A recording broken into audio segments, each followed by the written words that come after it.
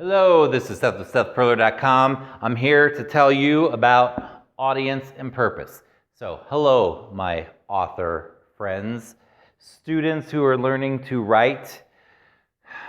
All right, whenever you start a paper, and it doesn't matter if it's fiction or nonfiction, but whenever you start a paper, there are certain things that you want to do to begin the paper to make sure that you have the right foundation, or else your paper is not going to be effective. You may get an A on the paper, and I don't care about grades. I do not care. What I care about is that you are a human being who has important things to tell. Okay? And if your paper stinks and you know that you played the game and got an A, then I don't care. That doesn't impress me at all.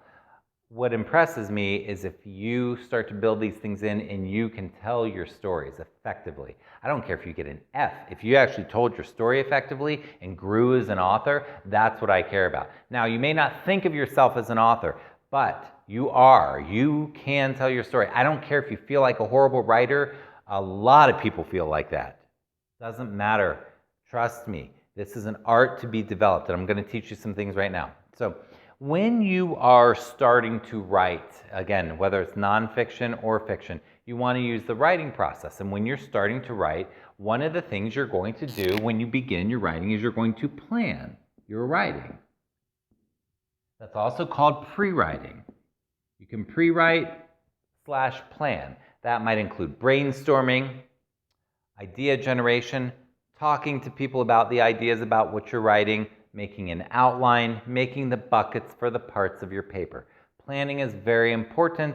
People often do not spend enough time planning, and then their paper goes in a million different directions. It's the number one thing people neglect to spend enough time on, and it's the number one most important part of the writing process, and it is the first part of the writing process. So when you're writing a paper, you want to plan your paper. And then you're going to draft, revise, edit, and publish your paper, and then you're done. But the first thing you're doing is you're planning. Again, when you plan, you're going to be making the buckets, okay?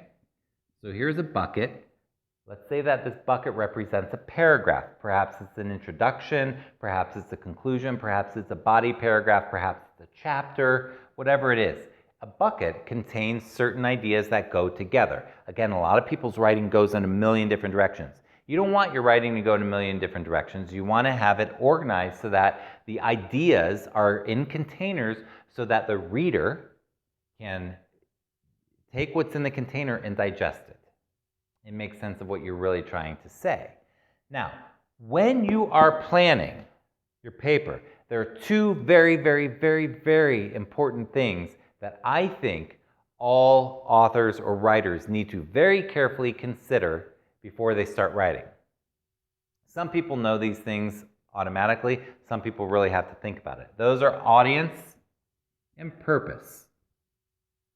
So, first, let's start with the audience. You need to think about who you are speaking to. If you're writing a paper for a teacher, your audience is the teacher. If you're writing a paper for a teacher, though, but you're really writing it for peers that are your age, then you're writing it for them.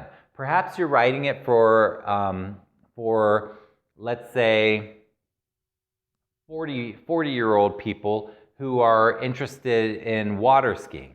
That's your audience. Perhaps it's teenagers who are interested in rock and roll. Or perhaps it's elementary school students who want to learn an instrument, or whatever your audience is. You need to really think about who are these people. My suggestion to you is to write out who the audience is. Be as thorough as you can. Just vomit out a big paragraph or a bulleted list. Who are you talking to? Now, one of those audiences is going to really, one of them is going to really be the most important one. And what I want you to do when you're writing is imagine that you're speaking to that person, okay? So, or type of person.